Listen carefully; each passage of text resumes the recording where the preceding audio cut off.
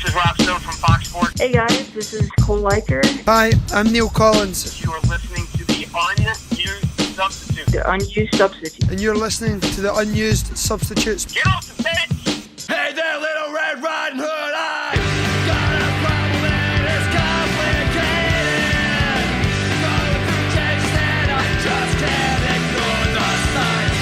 Hear them now, it's so loud it hurts. Hear me growl, hear me howl when the full moon on the throw, ball gonna bounce down, it's free in the box.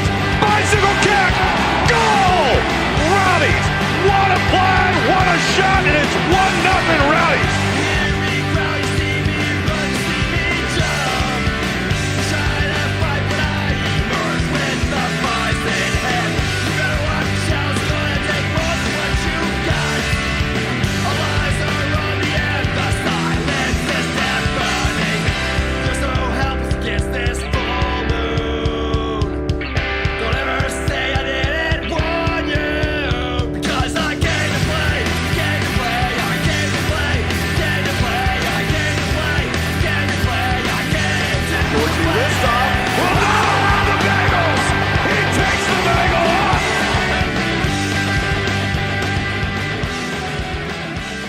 Good evening, everybody. It's Wednesday night at 8 o'clock, and you are listening to the Unused Substitutes, your Rowdies Talk Radio, your green and gold gospel, live on Radio St. Pete, part of the Beautiful Game Network, and sponsored by Roughneck Scarves.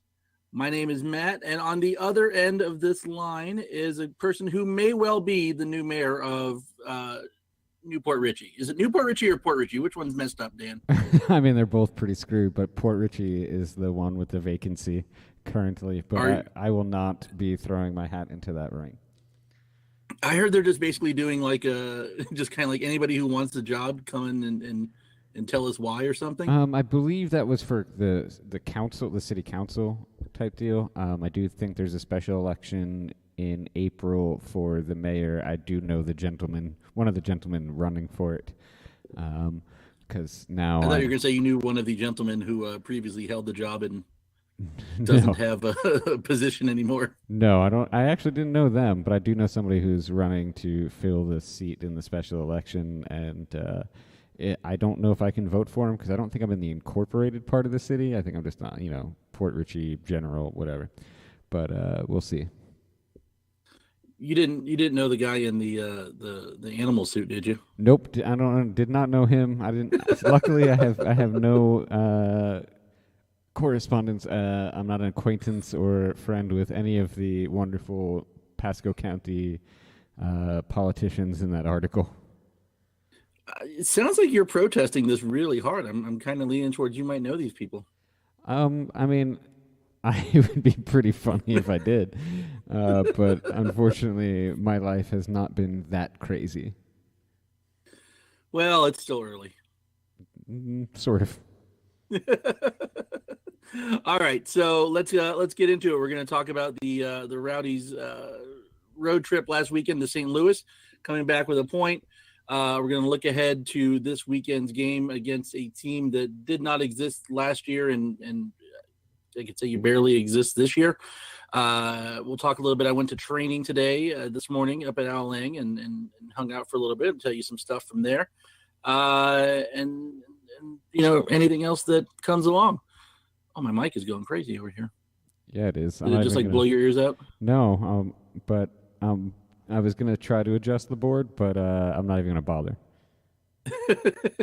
All right, so let's get into it. Last Saturday in St. Louis, or somewhere thereabouts, the Rowdies traveled, took on St. Louis FC, the current number one team in the power rankings. For those of you that place any emphasis on that, Rowdies, I think, were at fourth. Have you read the new edition? Oh, the power rankings? Yeah. No, I didn't even know they came out. So they came out, I want to say maybe even like on Monday or Tuesday, but they retweeted them today. And basically, like St. Louis stayed first, Rowdies stayed fourth, and both times were, for St. Louis, the comments were, hey, getting a point at home versus the Rowdies is always a good thing. I'm like, have you seen our road form over the last couple of years?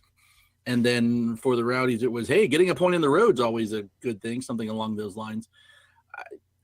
I don't know. It seemed for us to go to St. Louis, who's been the latest lead engine on the hype train for the Eastern Conference, and get a point seemed like it was a pretty good pickup for us. But apparently, it's a push in terms of the power rankings, which is why maybe a lot of people don't pay attention to power rankings. No, you know why St. Louis scored. Time out before that. You know why we don't pay attention to power rankings? Because the comment for North Carolina FC. What was it? Week off from league play, but beat a Liga MX side in an exhibition instead. So they stayed above us. That's interesting. Okay. Yeah, that's why. See, this is why you have to have international friendlies so you can keep your place in the power ranking. Yeah, I'm surprised they didn't jump up to number 2 or take over number 1 with their exhibition game. They would have jumped up if they had been below us. Oh, probably. That's what would have happened. All right, so St. Louis scores early. Rowdies get an equalizer fairly late on a penalty and come out of the game with a 1-1 draw. What's your thoughts, Dan? What's your good, bad, ugly? Oh, no. I thought it was not the prettiest game, again, on the road from the Rowdies, but they squandered a few chances. But it was, it was another gritty performance for a point. I think I agree with the Rowdies put out their 3 things like they do on Sunday, I think it was, and that even if they didn't get the penalty, they were pushing hard and probably would have equalized anyway. It would have been nice if we would have ended up taking the lead, but a point on the road against St. Louis is good. I think we were a bit. I don't have the numbers to back this up. I probably should have checked that. But my gut feeling, which, I was exhausted and slightly hungover while watching this game. So, and then I also was walking around the park playing with puppies first.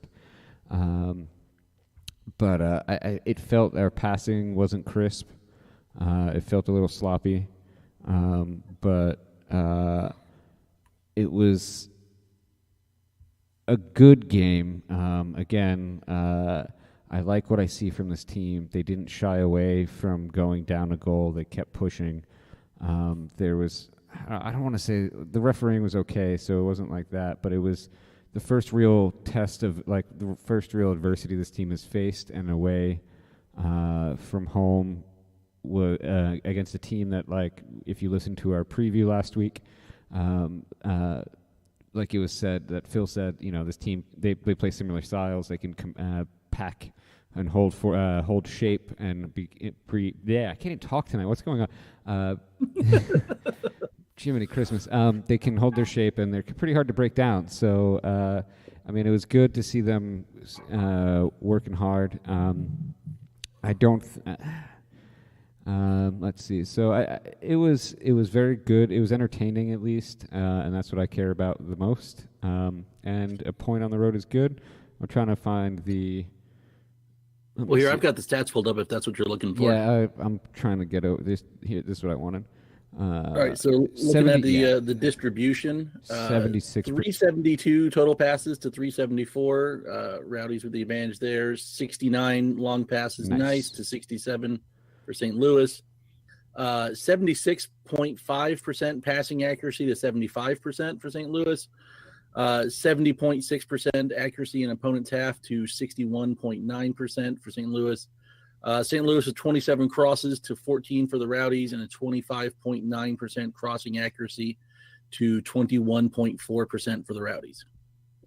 Yeah, the passing didn't feel as crisp, and I have been alerted that the St. Louis kept the grass long, so it was slower. It slows down the pace, which, is probably how you would want to play against us. You'd want to slow the game down.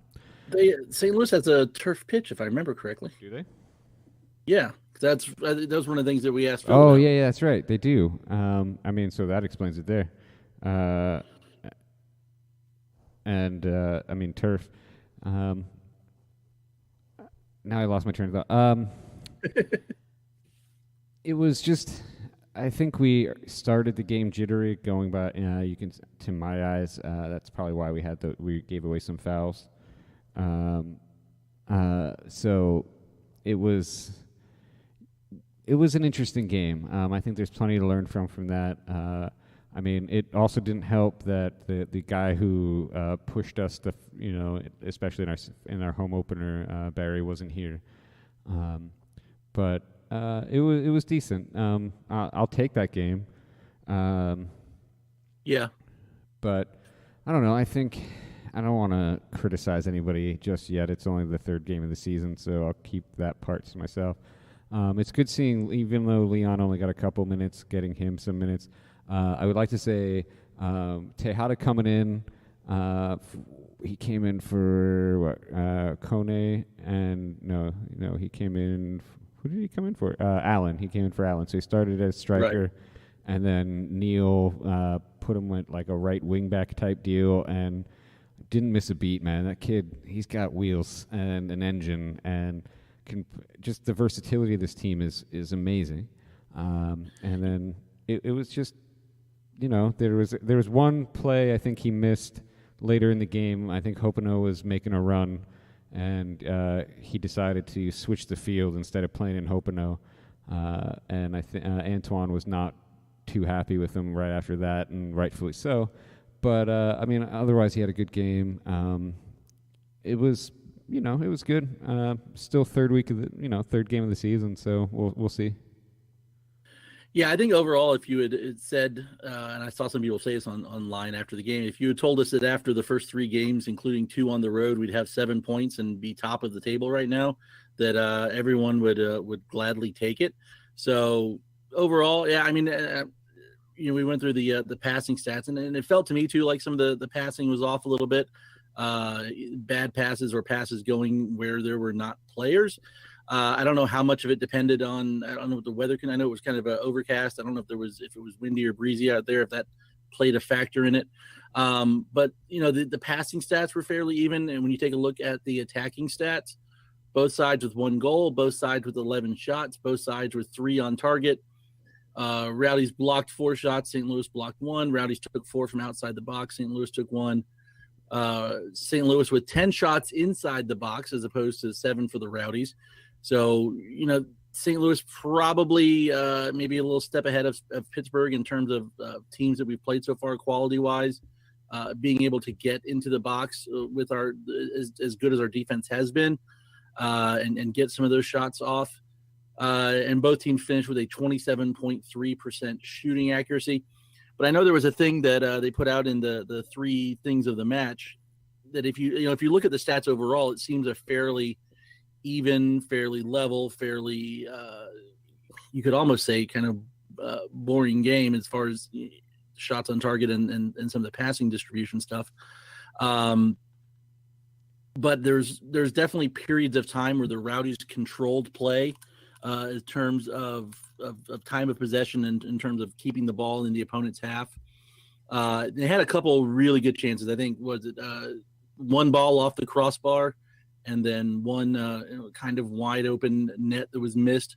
So, we're still looking at those, finishing off those chances where they're being created. We just got to finish them off. Right now you've got Sebastian Guinzotti, our leading goal scorer, with 2, both from penalty. You would, kind of hope to see your forwards maybe, scoring from the run of play, but there were chances. And hopefully it won't be like previous seasons where there's lots of missed chances. Hopefully it's something that we correct soon. But one thing I'll mention real quick from going to training today, I don't know if this was a response to the passing woes such as they were on Saturday, but during one of the drills, Shane Roberts is over on the sidelines counting out, like shouting out every pass.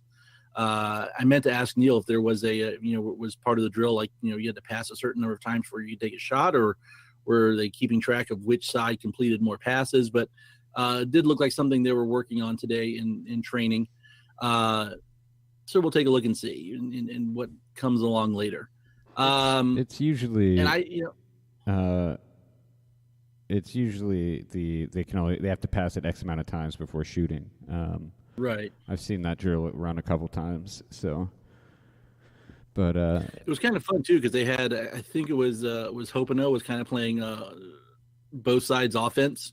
He was kind of he had a green bib on as opposed to one side with pink and then everybody else in their regular shirts.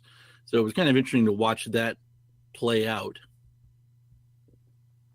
yeah, I mean, Neil definitely runs practices a little different than what we've seen in the past. Yeah. There's no doubt. I've been to a couple. We went to a couple practices when Stu. Did we go to any of the trainings when Rongan was here? I think I went to one. You went to one, so we've seen a couple do it. Neil definitely does not hesitate. Like he's hands on. He's in there. He had a bib on and was playing center back today. I've heard he frequently gets in the action, usually as forward because once you're retired, you get to play the fun positions. But he was back there playing center back today. He will not hesitate to stop practice and say, "This is what I need you guys to do. Let's try this again." And you definitely know exactly what he wants you to do because he will point it out exactly. Like there's no confusion about what you're supposed to be doing or what he's hoping to see. Like he makes it very clear. I can't repeat the words on air. As clear as his accent allows. This is true. So going back to the lineup for a minute, and I kind of talked to some of the guys there today too about this. The only one change, like we mentioned, Sean Barry off on international duty with Puerto Rico. So Mohamed Kone makes his first start, kind of slots into that position. Caleb Richards moves up into one of the wingback spots. And I thought he had a pretty good game there. Didn't see any major issues. Thought he played pretty well. Then eventually Tejada comes on, and Tejada comes on for who do we say? Tejada came on for Allen, and like she played that wing spot. But then in the 64th minute, Kone comes off for Hopino. Hopino, I'm going to get it right one of these days. I swear. And then you see Richards kind of shift back to his normal position where he's been playing, and they went with a more heavy. Because if you look. We were on the road trying to first get an equalizer, but all three subs were throwing on three more forwards and finding a way to get more offensive subs onto the field to try and push for that equalizer and ultimately try and push for a win. So Neil's out there going for it, which some teams may feel lucky enough to get a 76th minute equalizer and kind of sit back and try and hold it off. For the last 10, 15 minutes of the game. But, Neil's going to go for it in these situations, which is good to see. I mean, we were up 1-0 at home, and he still was putting forwards out there. Or maybe we were up 2-0. It was, but either way, he put Leon out and he didn't go conservative, which we've seen this team in years past get a goal up and then just turtle, which never, ever works. Right. So let's see. Anything else? Let's see. 2 yellow cards. I mean, everything else was pretty standard for what we've seen so far. Not surprised, honestly, that we conceded a goal to St. Louis. They've been one of the better teams in the conference so far this season. I don't think anyone really thought we were going to go the whole year without conceding. Would have been nice, but not to be. So it took a little hit. Well, I guess not really because we ended up equalizing it with the goal differential, which right now has us on top of the Eastern Conference. Do you have any bad or uglies? No. I want to hold keep the powder dry for later in the season. I'm going for it. One, I guess this is a bad, but I think it applies both ways. I don't know that the refereeing was good. It was kind of consistent in that there were some odd calls on both sides. Like I'm trying to remember who it was for. I guess it was Kadeem Dakers who got a yellow card in the 22nd minute for St. Louis for coming over the back of somebody on a header. And then second half, like one of the Rowdies players does basically the same thing and doesn't even get a long talking to. So there were some inconsistencies, but it affected both sides. So I'm not gonna say that affected really the outcome of the game. A lot of fans, particularly St. Louis fans, thought that the penalty was harsh.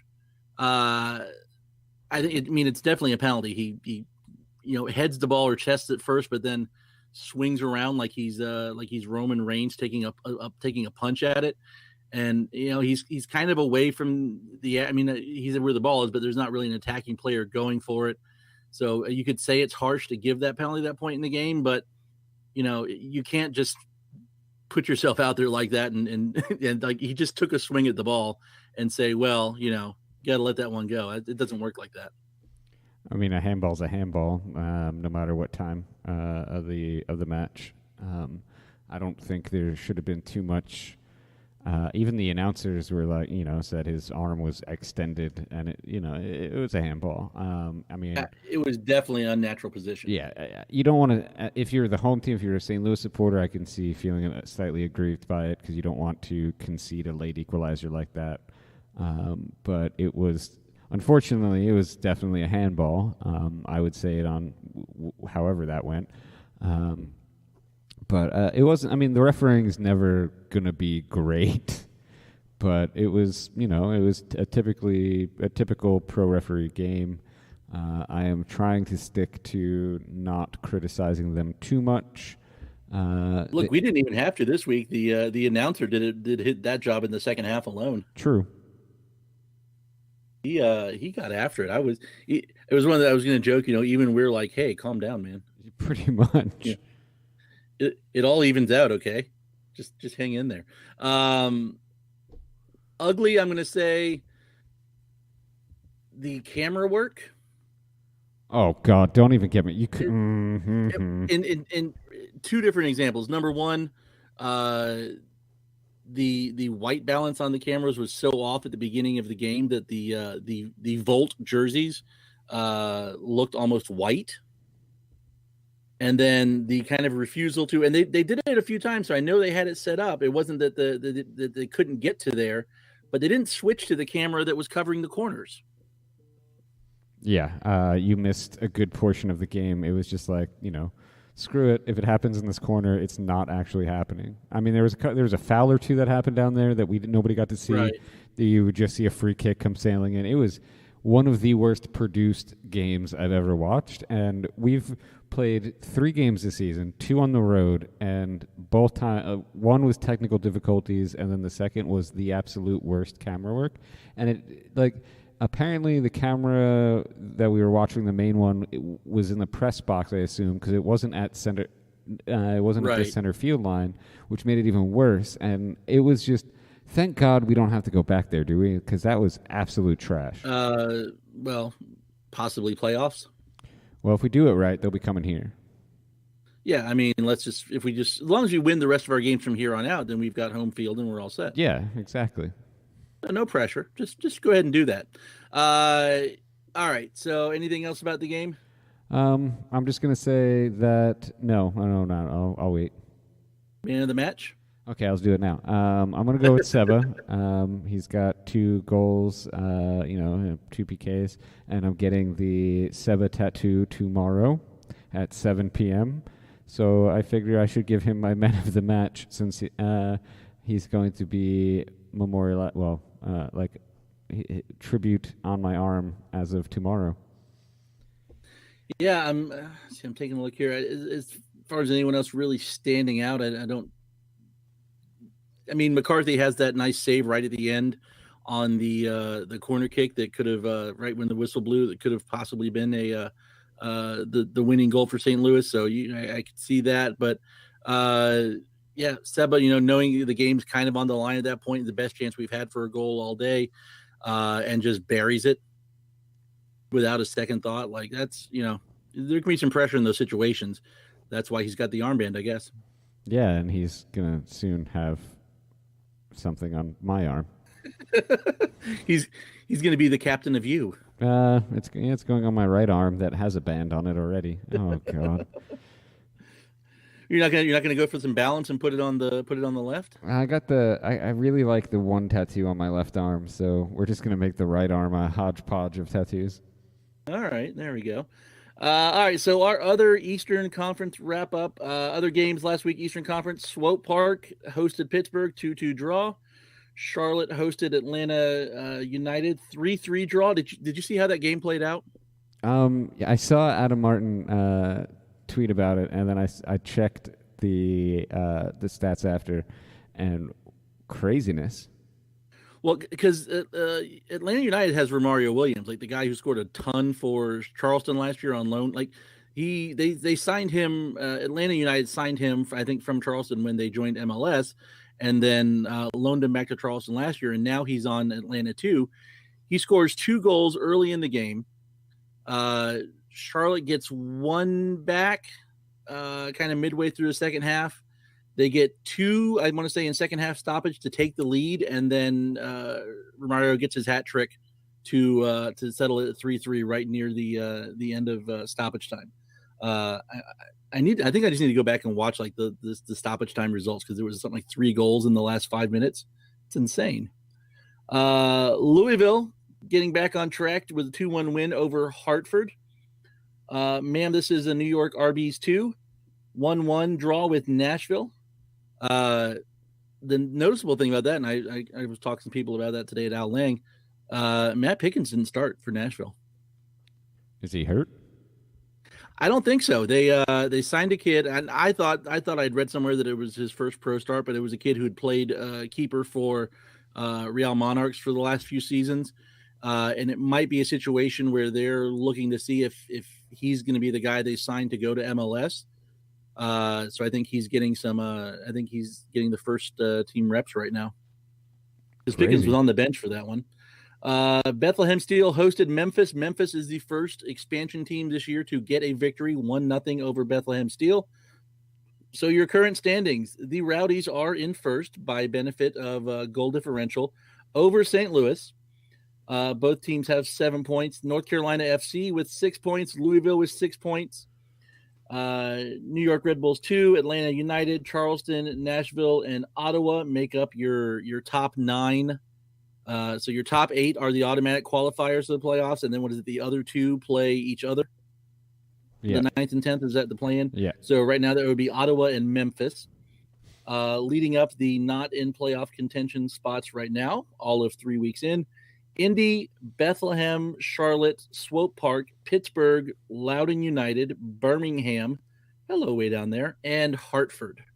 So Rowdies have a 3-game homestand coming up featuring 2 games against 2 teams in the bottom 3, and then Louisville City, which I talked to Neil. It's one of the things I asked Neil about today in training was, the last 2 years we've gone to Louisville pretty early and had to play on their, I called it the tennis court, basically because of the size and the quality of the surface.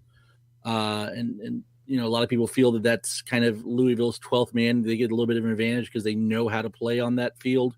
But this year, instead, they're going to come here a little bit early on. They seem to have been struggling a little bit early.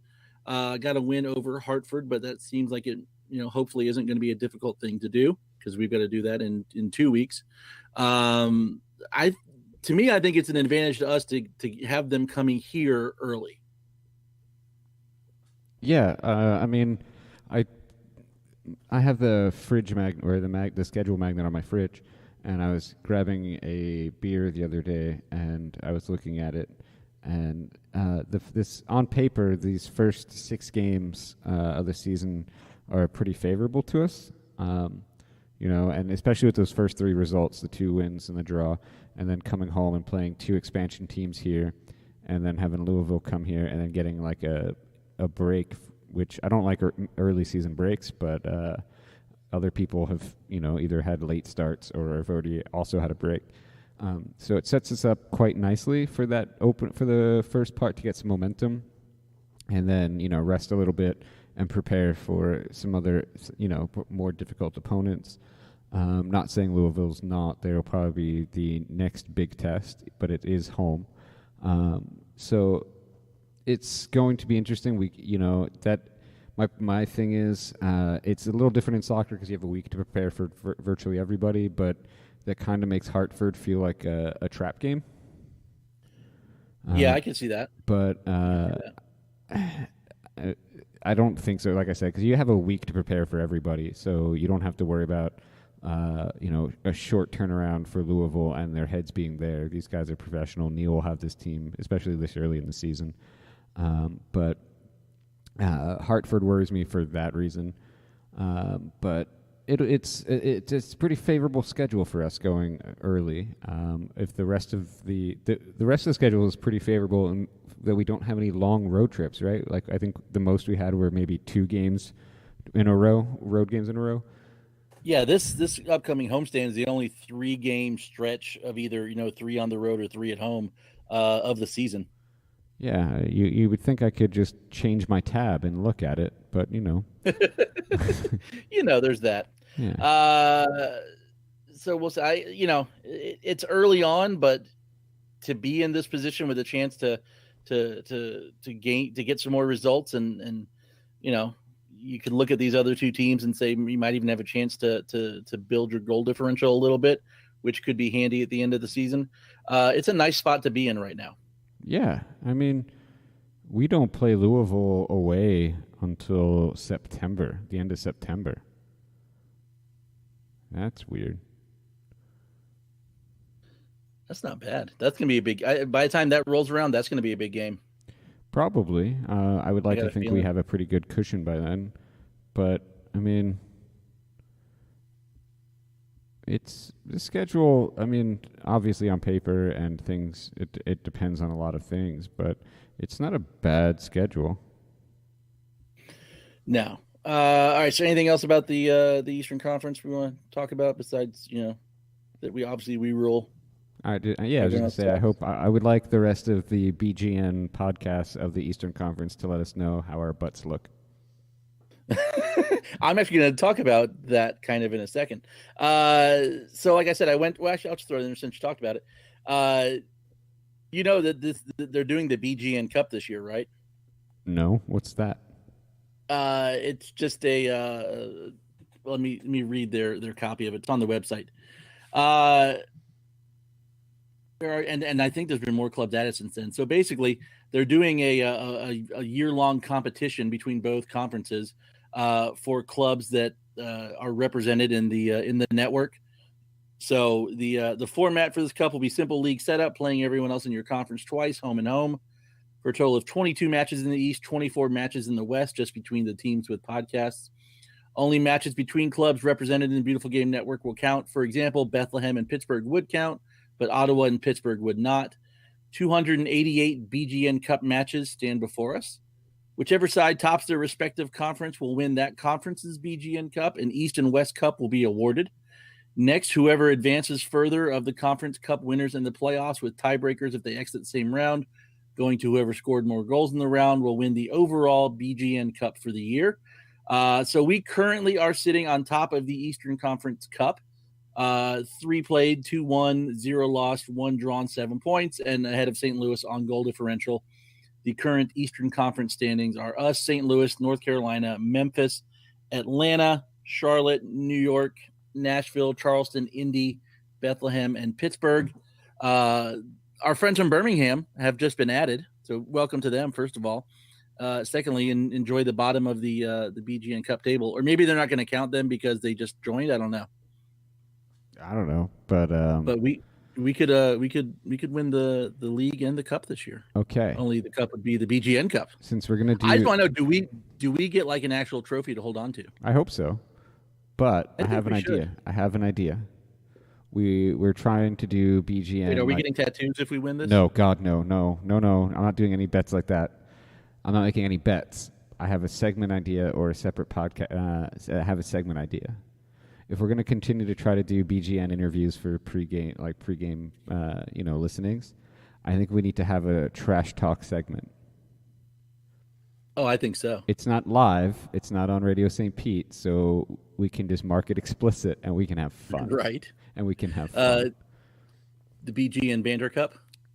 I mean, we could just, it's part of the cup. If there's got to be banter if there's a BGN Cup. So I'm going to put this out there for the Eastern Conference, and then the Western Conference if we have to do if there's a playoff and we get that far for the cup. I want to do a preview show, and there's going to be trash talk.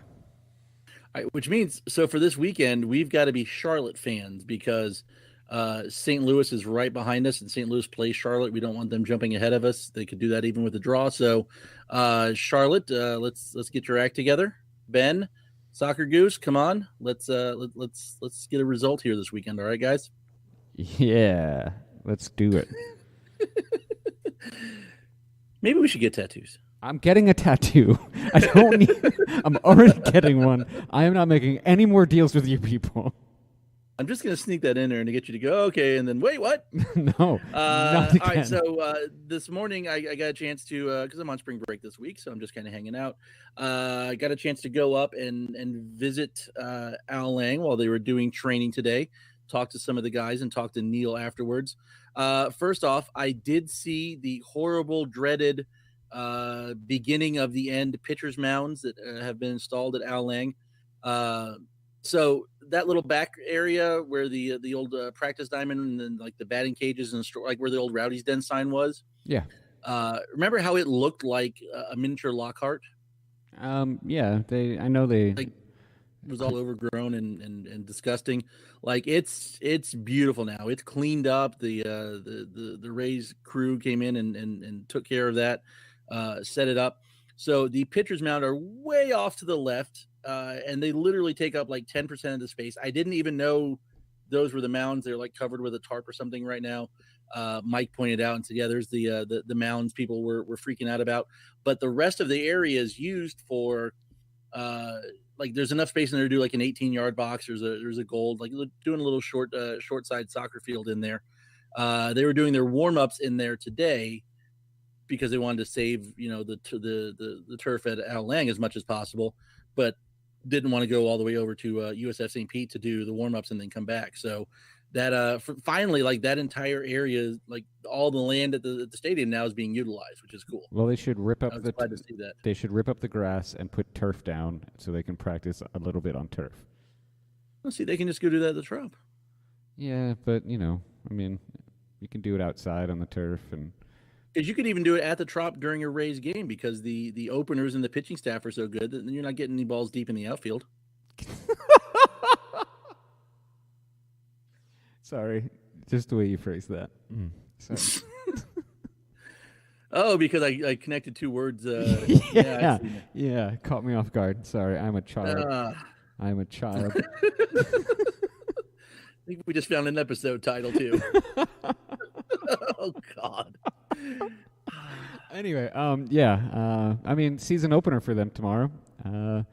So I know I might be going. I'm gonna go, but I also have some guys coming to do some stuff at the house, so I might have to be here to kind of watch that. We'll see. I'm interested in seeing the whole light thing, seeing how that works out. Yeah, I saw a bit of that. I might have to go to a game or two this year. I do kind of miss going to the Trop, watching some baseball. At one point, I did have a blue Rays hawk in my life. And I think the pictures might still be on Facebook.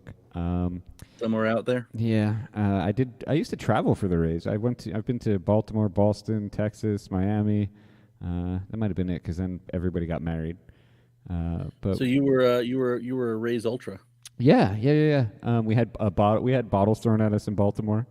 Nice. Yeah, that was one of my favorite things because Rays were winning, and then Baltimore came back late, and then the Rays came back after them. And when the Orioles were ahead for that brief moment, there was this drunk rowdy group, like a section over, and they were talking crap.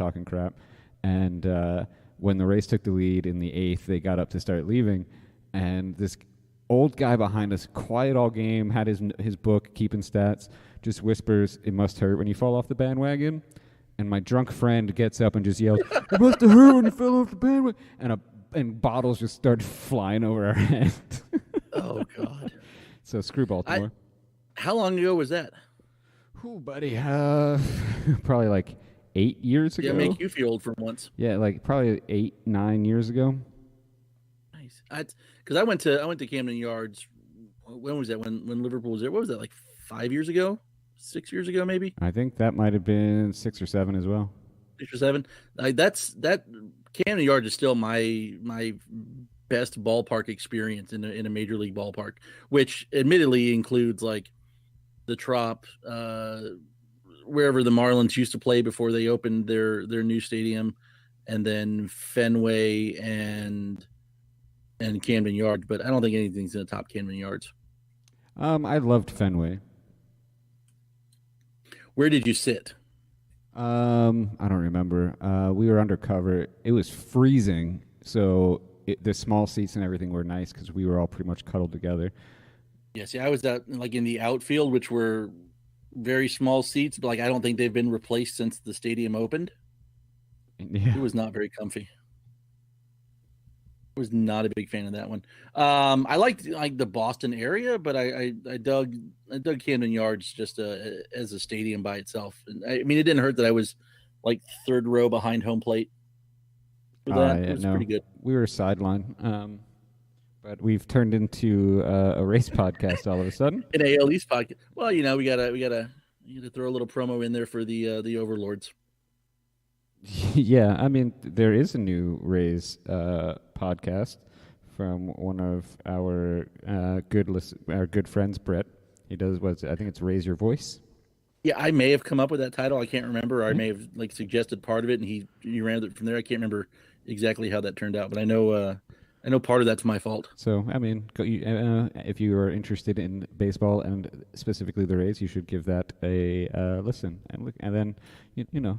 Keep it in the Rays family. There you go.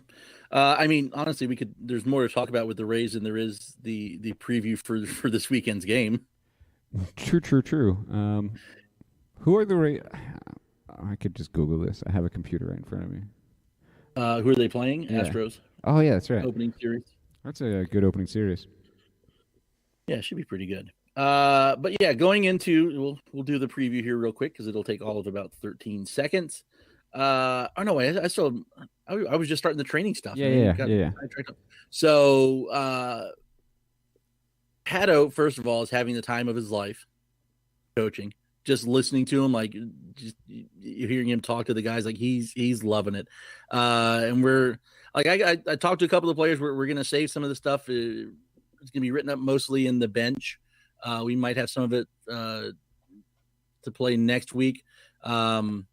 The audio, I swear to God, I don't know how Jake got anything from this because I came home and played it, and it sounded like I had the microphone like in my pocket the entire time. But Jake managed to get like everything from it. I talked to Jordan Doherty for a few minutes, mostly about adjusting to life in the U.S. and you know what it was like getting his pro debut against Memphis. Talked to Sean Barry about. Like first of all, we'd heard, you know, he was kind of coming back from injury. To talk a little bit about what the injury was, what the rehab process was, and then going towards getting called up. You know, he had kind of a big week last week. He has the man of the match and then team of the week performance against Pittsburgh, and then gets called up for international duty. I think it's second or third time with Puerto Rico. And they don't win the game, but he starts and plays the full 90 minutes. Like if nothing else, I was like, that's got to be great for your confidence as far as coming back from an injury. And, you know, he talked about getting to see some family and some friends he hasn't seen in a little while by going back.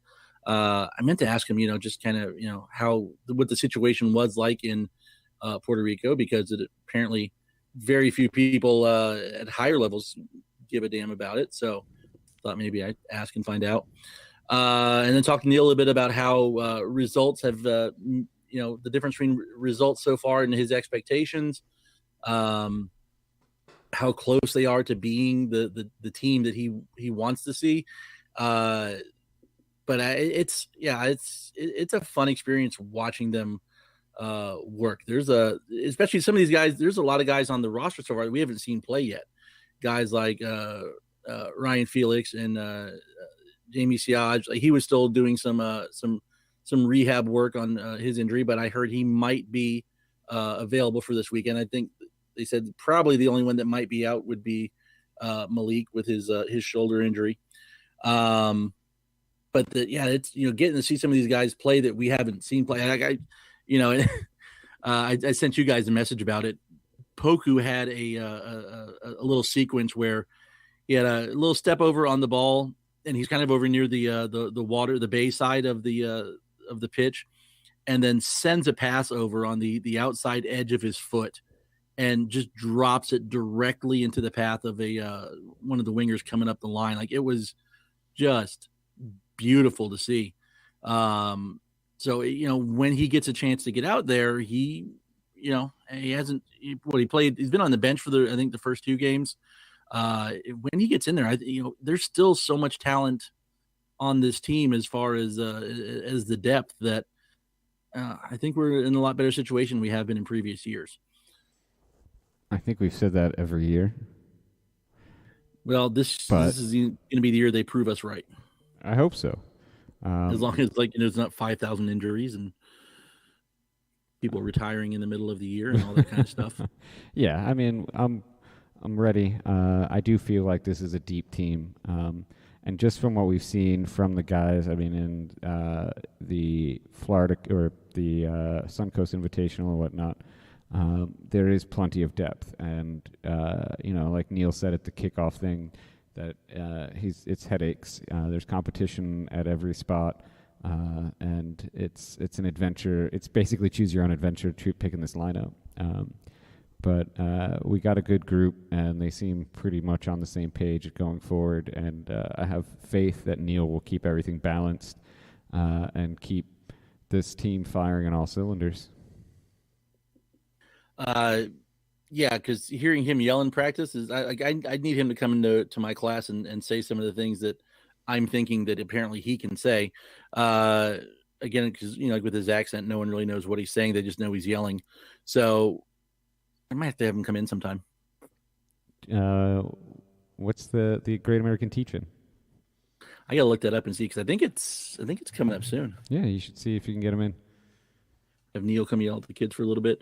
All right, let's take a very quick look at Loudoun United, the Loudoun Lowdown. Last year, they didn't exist. They're DC United's new affiliate team, new reserve team. So far in this season, no wins, 1 loss, and 1 draw. They lost 2-0 at Nashville. They lost 1-1 at Memphis. So Tennessee is not their strong point. They don't have a home game until May 3rd. I guess they're having a stadium under construction for them back in Virginia.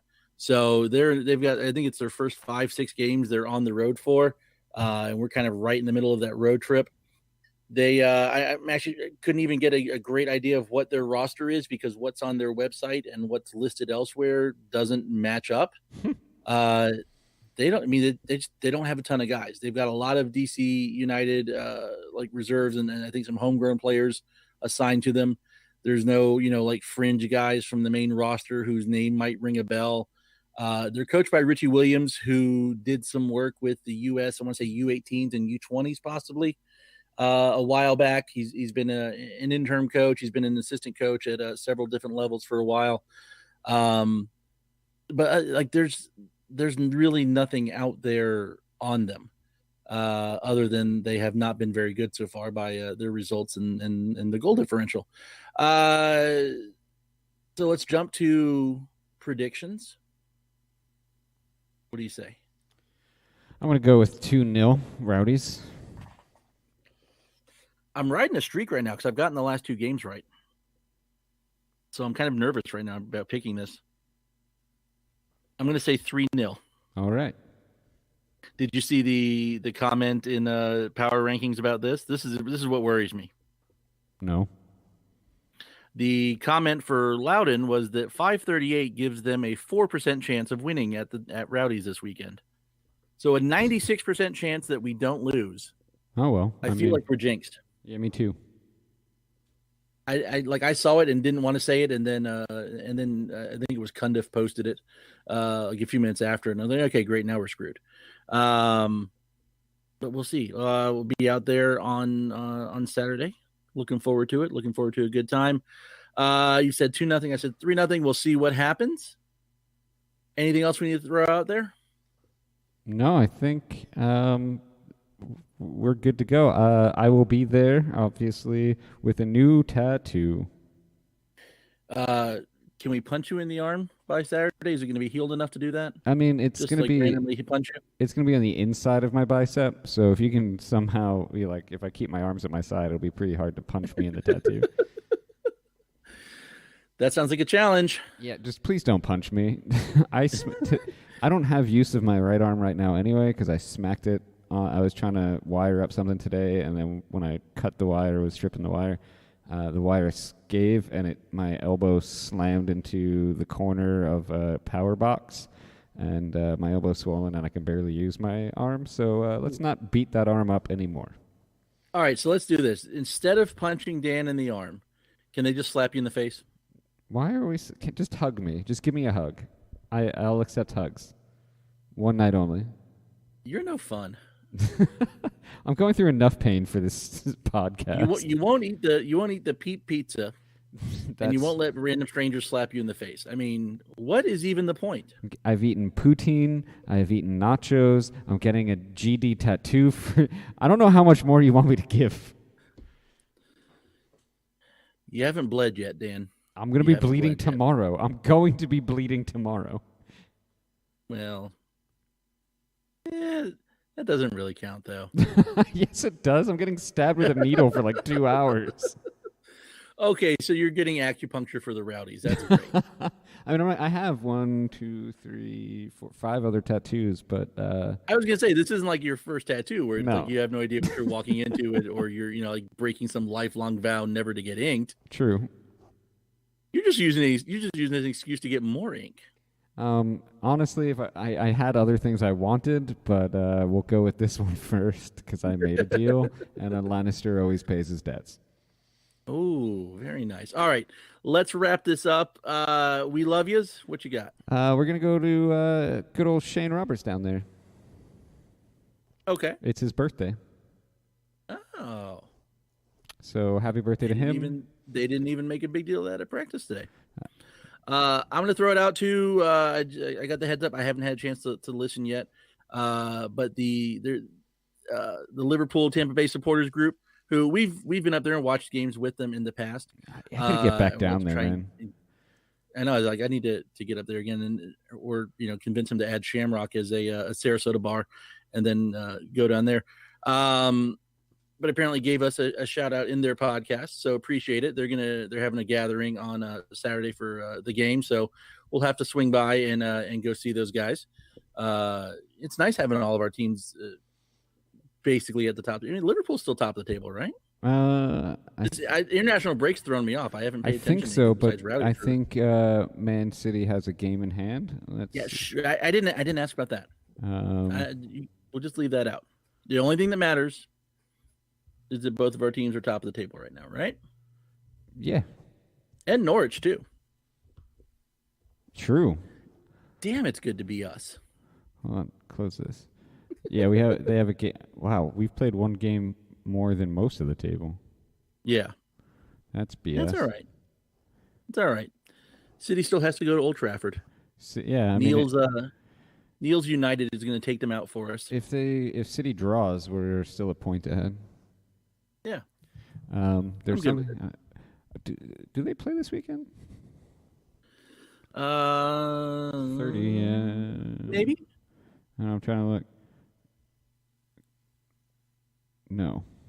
Oh wait, Tottenham Sunday at 11:30. I was just saying, I knew it was they were playing Spurs sometime. If they're playing Saturday, it would have been better because I was going to be in Tampa anyway. I could have gone to the pub and watched, but not Sunday. I don't think I can convince Casey to watch 2 soccer games in a row. Got to get you to church, back. I mean, we did go to church once. We went to the Rev Ties Church. So if you want to go, speaking of, good lightning podcast, go check out Rental Skates. But yeah, I went to his church. I actually enjoyed it. We're just pimping everybody tonight, right? We Yeah, got the Team Rays, Tampa. we got Raise Your Voice, we got Liverpool, we got the Rental Skates. Yeah, it's Team Tampa Bay plus Liverpool. You know what? Just go listen to everybody's podcast. Yeah, listen to every podcast on Spotify and Apple iTunes or Google, whatever. Just listen to and every then come back and podcast. tell us, how much better we could be doing. Yeah, come back with notes and lots and lots of notes. All right. If you would like to support us in this process of trying to be as good as the rest of those podcasts, we have a ongoing support at Patreon, patreon.com/unusedsubspod. You can go there and give at whatever level feels best. And I'm going to say this again because I keep saying it every week. I'm going to have that updated. You'd think with a whole week off, I could find time to do some of this stuff. I'm trying. Wherever you're listening to this at, and we are now also available on YouTube. Shows are posting there now with worked some new deals out with our podcast hosts as they're throwing us out in some more places as well too. But we're on Spotify, we're on Stitcher, we're on TuneIn, we're on iTunes, we're on Google Podcasts, we're on YouTube. Like, sorry, you can't avoid us, even though you probably should. Give us a rating and review wherever you're at. Subscribe to us on YouTube too. We're going to try and put some extra stuff out there besides just video versions of the audio show. Thank you again, as always, to Wolfface and Radio St. Pete for helping us keep it local. Thanks to our sponsor, Roughneck Scarves, the official scarf suppliers of MLS, USL, and US Soccer. Get custom scarves for your group or team at roughneckscarves.com. That's it for this week. We'll be back on. Keep an eye out for the bench with lots of good stuff, and we'll have some interesting stuff next week. We're going to hear a voice from the recent past. Let's tease that. There'll be some info from him in the bench, and we'll have some audio from him next week as well. Again, hopefully with talking about a big Rowdies win. So that's been it from the Unused Substitutes on Radio St. Pete. I'll see you on Saturday, Dan. See you Saturday. Balls deep in the outfield. The Rowdies were here, the Rowdies were there, they kicked the ball around. The Rowdies were here, the Rowdies were there, then they pulled the ground. Oh, the Rowdies!